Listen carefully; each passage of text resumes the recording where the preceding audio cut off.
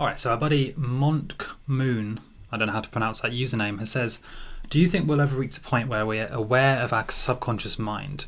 Like we'd think subconsciously as we now think consciously, or maybe he means the other way around, where we'd be able to consciously access our subconscious mind, and in the same way, I guess, control things like our metabolism, our blood pressure, and all of the things that our subconscious mind does for us.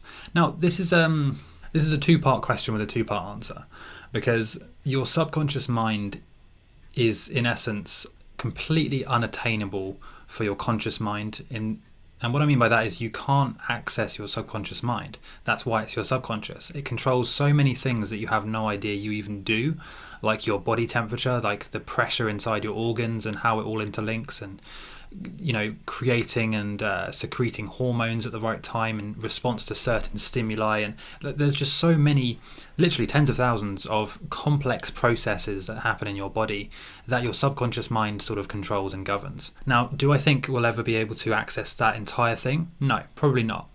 At least not for the next few thousand years until we integrate it with AI or something like this. For the most part, we'll never be able to do that because our subconscious mind is just so unfathomably complicated that we can't consciously get into that process. However, and this is the second part of my answer, you can consciously explore and interact with your subconscious mind. And the way you do that is through lucid dreaming. Like I have explained, I have a lucid dreaming channel. And in fact, most of you probably know me only from that lucid dreaming channel, where I talk about how you can access your subconscious mind and how you can do things like remove phobias from your mind, improve your confidence, do all of these things that are associated with the part of your mind which is usually hidden, be behind the horizon sort of thing. You can do these things through lucid dreaming consciously.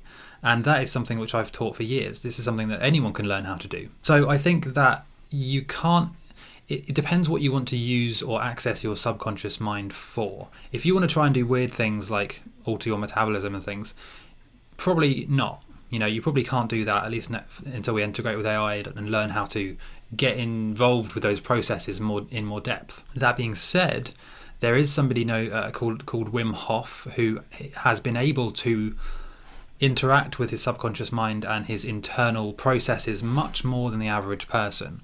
He's able to do things like resist disease specifically, like he's able to intentionally resist and fight diseases. He's able to do things like resist extreme cold or extreme heat and generate energy inside his body and all sorts of incredible things. You should check him out. It's called Wim Hof the Iceman. And I actually use his breathing techniques myself in my morning routine. I actually use those breathing techniques. But he's a very eccentric and interesting man. I'm not sure where he's from. Can't remember where he's from, but he's a very interesting man, and his philosophy and thoughts on the body and the mind are very revolutionary. They're very interesting. He talks about how we can, in fact, learn with meditation and exercise and breathing techniques. We can learn to go within and actually control these processes that otherwise were thought to be completely out of reach. Okay, so I'm not saying that you can go in and learn within a few weeks how to control detailed processes, like how fast your hair grows or how immune you are to certain diseases or your blood pressure or any of this stuff. But there are certain things that you can probably learn to go in and control that are typically subconscious processes, but which through meditation and exercise you can actually go in and start to get more of a control over. Things like your breathing, like how you feel, your emotions, your internal state of being. You can learn to control that, and even to the degree of maintaining or manipulating your body temperature and how you react and respond to extreme cold or extreme hot. You can do that, and that's been proven. The Iceman does it. He teaches people how to do it, and to some degree I've been able to do it as well. Through having cold showers and cold therapy and things like this, I've been able to increase my control over how much temperature fluctuation I can resist, or withstand. So it's an interesting question.